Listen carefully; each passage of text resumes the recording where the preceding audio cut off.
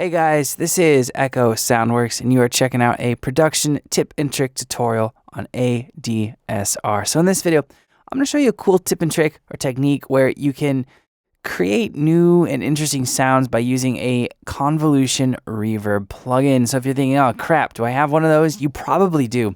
I know FL Studio comes with one. Logic does. We're looking at it right now. It's called Space Designer.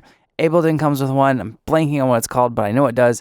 And then there's tons of third-party ones. There's the Melda Convolution Multiband, which we'll be looking at in this video. Waves has one, so there's a bunch around. Now, if you don't know what a Convolution Reverb plugin is versus another alternative type of reverb plugin, you can kind of classify it as Algorithmic and Convolution. Algorithmic is ones and zeros, it's code. It is an algorithm creating the reverberated sound, whereas a Convolution plugin is using impulse responses. You can think of those as like samples of reverberation. So a common way to do that is to record reverb in a room or a space, create a impulse response or a sample, and then that's played back through the Convolution Reverb player. So it's kind of like a specialized sample player, really.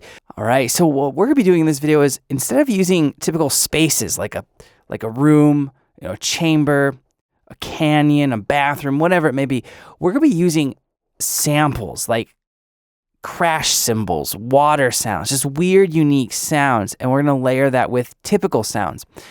Or I shouldn't say typical, but with more, common sounds. So we have a snare here, a dry snare. Let me turn off the reverb plugin. So it's a really electronic sounding snare. Right? Now, we're going to layer in some different sounds and see how this works. So the first plugin I'm going to show you is with Space Designer, which is what I have on screen right here. So by default, this is what the reverb sounds like just by loading it up. Right? It sounds like a reverb.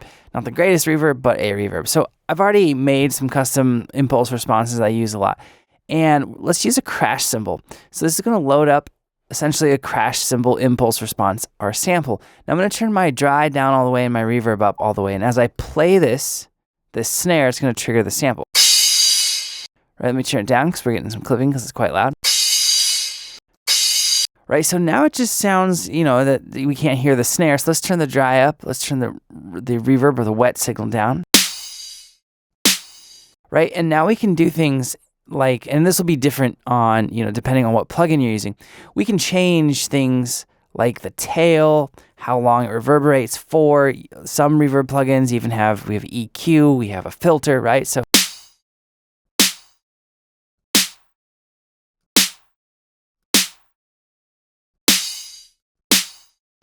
what you can do is you can blend hi-hats, cymbals, crashes,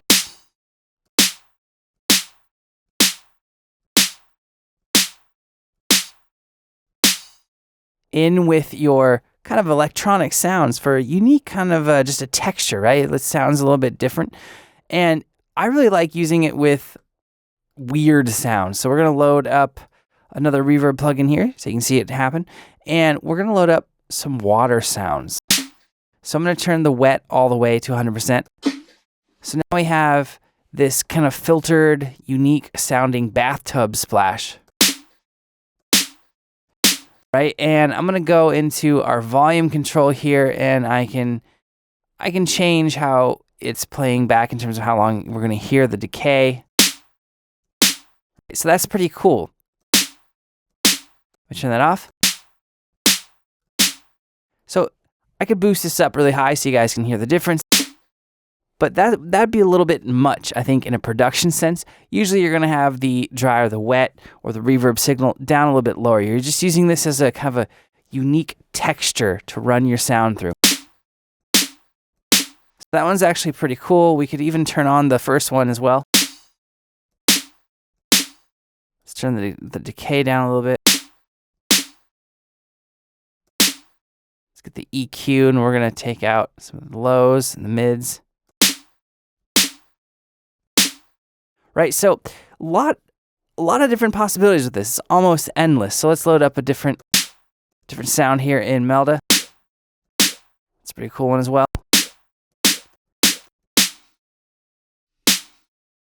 Right, so a lot of interesting things you can do with snares, even kicks. You can get some interesting kind of like Foley sounds, layer those in. All right, so I've pulled up Space Designer, and we're going to load a a Foley type sound. Let's load up Eargasm.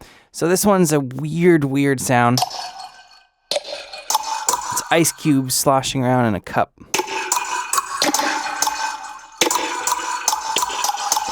So it's a little bit too long right now. So let's take the length down.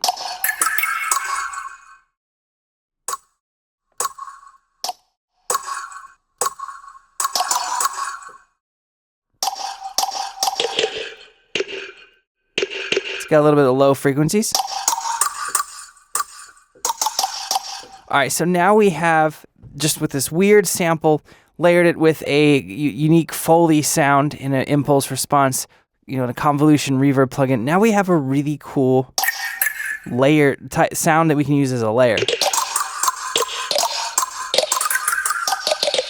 Right, and if I wanted actual reverb past this, nothing's really stopping me from loading and kind of doing like a hybrid approach.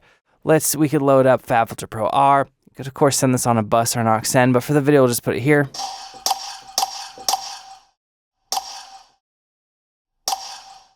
Take out some low frequencies.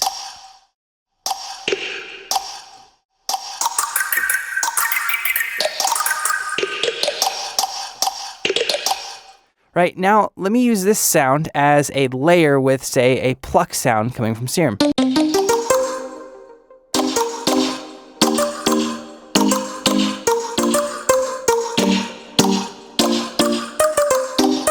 Right, so now we have a really unique sound, and again, these sounds on their own. That's kind of cool, but this pluck is really basic. I wanted to show you that this technique can definitely spice up basic bitch sounds. All right, if you guys, that's a terrible chord or note to end on, good Lord. If you guys have any questions or comments, let me know below and I will get back to you as soon as I can. Like I said at the beginning of the video, I'm Echo Soundworks. Thank you so much for watching, guys. I'll see you next time.